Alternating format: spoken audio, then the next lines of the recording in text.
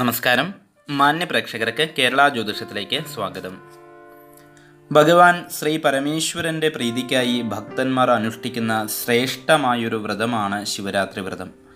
കൊടിയ പാപങ്ങൾ പോലും കഴുകിക്കളയുവാൻ സഹായകമായ ഈ പുണ്യവ്രതം ഓരോ വ്യക്തിയും അനുഷ്ഠിക്കേണ്ടതാണ്. മാഘമാസത്തിലെ കൃഷ്ണപക്ഷ ചതുർദശി ദിവസമാണ് ശിവരാത്രി. ചതുർദശി അർദ്ധരാത്രിയിൽ തട്ടുന്ന ദിവസമാണ് ശിവരാത്രി വ്രതമായി ആചരിക്കേണ്ടത്. 2 രാത്രികൾക്ക് ചതുർദശി ബന്ധം വന്നാൽ ആദ്യത്തേതാണ് എടുക്കേണ്ടത്.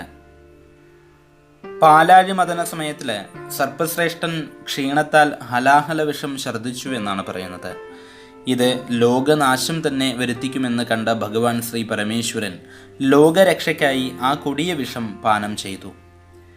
ഇത് കണ്ട് ഭയാക്രാന്തയായ ശ്രീ പാർവതീദേവി ഭഗവാന്റെ തൊണ്ടയിൽ നിന്നും വിഷം ഇറങ്ങാതിരിക്കുവാൻ വേണ്ടി കഴുത്തിൽ ബലമായി അമർത്തിപ്പിടിച്ചു. അതോടുകൂടി ആ കൊടിയ വിഷം അവിടെ തന്നെ ഉറച്ചു. കഴുത്തിന് നീല നിറവുമായി.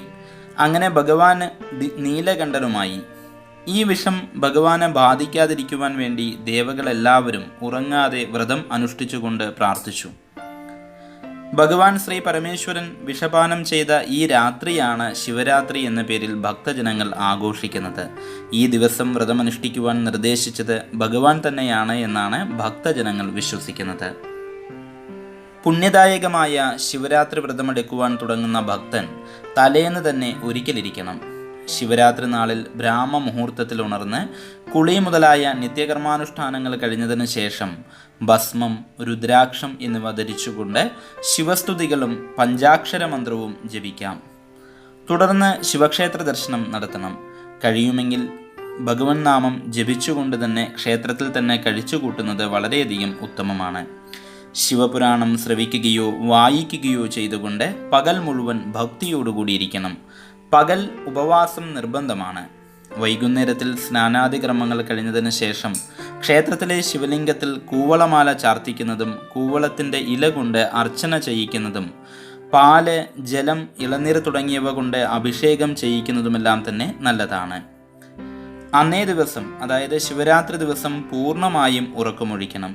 ഭഗവാനെ മനസ്സിൽ ധ്യാനിച്ചുകൊണ്ട് ശിവസ്തുതികൾ ആലപിച്ചുകൊണ്ട് രാത്രി കഴിച്ചുകൂട്ടണം.